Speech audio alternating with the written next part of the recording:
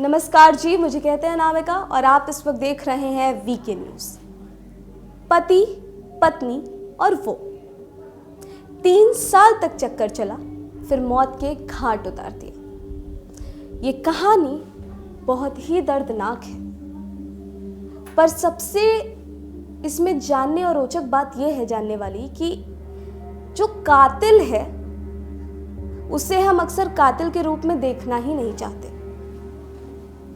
सेना में तैनात लेफ्टिनेंट कर्नल,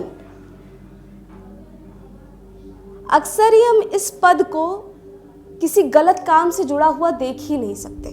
हमारा जो दिमाग है वो इसे कहीं एक्सेप्ट ही नहीं कर पाता कि सेना से जुड़ा एक व्यक्ति कोई गुनाह कर सकता है। पर इस बार जो गुनाह हुआ है वो लेफ्टिनेंट कर्नल का है, या फिर कुछ यूं कहें कि आज आपको कातिल कर्नल की कहानी सुनाएंगे। क्या है पूरी कहानी, पूरे विस्तार से बताएंगे। एक लड़की, एक लड़का और प्रेम कहानी, यहीं से शुरुआत होती है।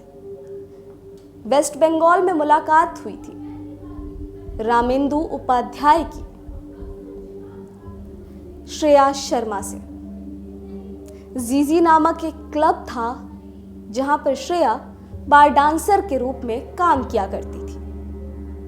श्रेया फिलहाल नेपाली थी, खूबसूरत, हसीन, जवां, सारे गुण उनमें मौजूद थे, तो रामेंदु का उनसे अट्रैक्ट होना तो बनता है, और वो हो भी गए। वहां पर उनसे मुलाकात हुई, दोस्ती हुई, और दोस्ती थोड़ी आगे बढ़कर शारीरिक संबंध में बदल गई। रामेंदु और श्रेया वेस्ट बंगाल में एक साथ लिव इन रिलेशनशिप में रहने लगे। रामेंदु ने यह बात खुद बताई है कि वो पति पत्नी की तरह एक साथ रहने लगे थे। पर जब रामेंदु की पोस्टिंग देहरादून में हो गई, देहरादून के क्लेमेंट टाउन में, फिर वो अपनी पत्नी के साथ रहने लगे क्योंकि स्थानीय वो वहीं के रहने वाले हैं। पर श्रेया से भी दूरी बर्दाश्त नहीं हुई, तो श्रेया को क्लेमेंट टाउन बुला लिया। यहां पर कुछ दिन होटल में रखा, पर पत्नी को श्रेया के बारे में पता चल गया। आनन फानन में अभी तो श्रेया को भेज दिया वापस वेस्ट बंगाल, पर एक बार फिर बुलाया श्रेया को, एक फ्लैट किराए पर लेकर उसे वहां साथ रखने लगे। आते जाते थे, वहां पर मिलने जाते थे, वक्त गुजारते थे। और ये भी बात साथ में बताई कि श्रेया को खाना बनाना नहीं आता था, तो वो अक्सर ही कहती थी कि होटल से खाना मंगा दो। तो जब वो वहां जाता तो उसके लिए खाना बनाकर उसे खिलाता था।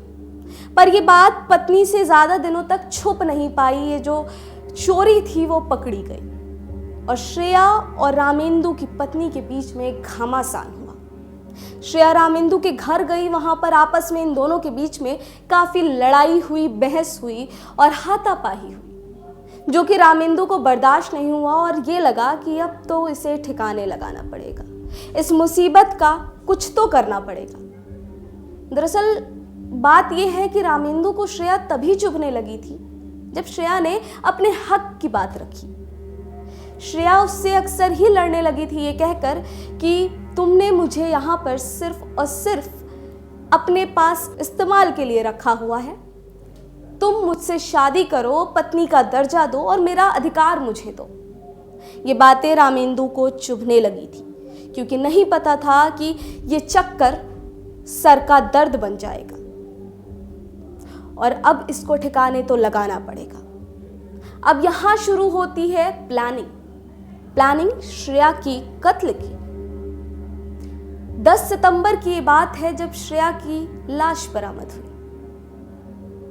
ये बॉडी एक गांव से बरामद हुई, संदिग्ध हालत में, इस तरह से कि श्रेया के जान पहचान की कोई भी चीज उसके शरीर पर मौजूद नहीं थी।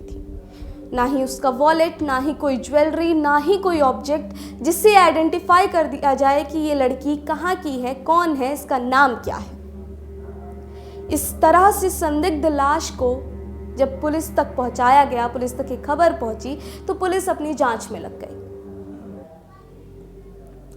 अब जांच शुरू होती है। आसान नहीं थी, क्योंकि एक भी निशानी छूटी नहीं थी। जो छूटा था वो थी टॉयलेट क्लीनर की बोतल।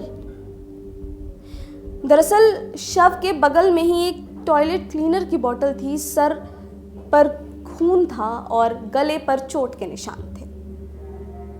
इतनी संदिग्ध हालत में कोई लाश देखेगा तो डर ही जाएगा। फिलहाल के लिए गांव वालों ने जब पुलिस को इत्तला दी तो पुलिस ने इस पर कार्रवाई शुरू कर दी और कार्रवाई से ये पता चला कि श्रेया ने ज़ूडियो ब्रांड के कपड़े पहने हैं। अब आसपास सभी ज़ूडियो आउटलेट्स को चेक करने लग गए और ये पता चला कि आसपास के दिनों में इसी आर्टिकल के 8 पीस बिके हैं। और जब आगे इसकी जांच हुई तो गांव वालों से पूछने पर यह पता चला कि आखिरी गाड़ी रात के 11 बजे गांव में आई थी। क्योंकि रात थी तो इसलिए गाड़ी कोई देख नहीं पाया। ये लोगों ने बताया कि रात के 11 के आसपास कोई गाड़ी आई थी और गांव का रास्ता महाराणा प्रताप चौक से होते हुए जाता है। तो महाराणा प्रताप चौक पर मौजूद सभी सीसीटीवी फुटेज को चेक किया गया। उस समय 240 से ज़्यादा गाड़ियां पूरे दिन में पास हुई थी, पर जो शक का समय था उस समय में 18 गाड़ियां थी। अब उन 18 गाड़ियों के मालिक का नाम पता करने की कोशिश की गई और जब पता चला तो उसमें एक नाम सामने निकल कर आया जिस पर पूरी तरह से सटीक शक था। वो था रामेंदु उपाध्याय। गाड़ी थी किया। जब रामेंदु से इन्वेस्टिगेशन हुई तो उन्होंने ये चीज़ खुद ही मान ली और गुनाह कबूल कर लिया कि हाँ, उन्होंने श्रेया को कत्ल किया है। जो वजह हमने आपको बताई वही सारी बातें रामेंदु ने कही। अब कत्ल कैसे हुआ और इस संगीन अपराध को कैसे रामेंदु ने मुमकिन किया, ये आपको बताएंगे। रामेंदु ने श्रेया को फोन करके बुलाया कि आप आइए, हम घूमने चलते हैं साथ में। एक क्लब में बुलाया और साथ बैठकर शराब पी। क्योंकि श्रेया उसको मारना था इसलिए ज़्यादा शराब उसको पिलाई और वो नशे में थी, इतने नशे में कि उसे शायद कुछ समझ में नहीं आ रहा था। श्रेया नशे में होने के कारण और साथ में प्रेमी के होने के कारण गाड़ी में ही संबंध बनाने को जोर देने लग गई। जब श्रेया अपने कपड़े खोल रही थी तो पीछे, क्योंकि रामेंदु ने अपनी गाड़ी में हथौड़ा रखी थी, उस हथौड़े को सर पर मारकर श्रेया पर हमला कर दिया। अब बेरहमी तो देखिए, एक बार हथौड़ा नहीं मारा गया, ताबड़तोड़ हथौड़े का वार चलता रहा। मैंने आपको बताया कि शव की हालत ऐसी थी कि कोई भी डर जाए, तो वो हालत उस हथौड़े से ही हुई थी। फिर रामेंदु ने उसके चेहरे पर टॉयलेट क्लीनर डाल दिया और लाश को ठिकाने लगा दिया। उसके सभी कपड़ों को बदला, उसकी जो भी ज्वेलरी थी, जो भी बिलोंगिंग्स थी, वो सारा कुछ उतार के एक अलग जगह पर लेकर गया और लाश को नई हालत में कि कोई पहचान ना पाए, इस हालत में फेंक दिया। फिलहाल के लिए तो रामेंदु ने अपने गुनाह को कबूल कर लिया है, पर इस कहानी पर आप क्या कुछ कहेंगे कि 3 साल किसी से चक्कर चलाया, गलती आपकी, बहलाया फुसलाया आपने, और मतलब क्या कुछ कहेंगे आप इस खबर पर? हमें कमेंट सेक्शन में ज़रूर बताएं और देखते रहें वीके न्यूज़। धन्यवाद। वीके न्यूज़, राष्ट्र के नाम।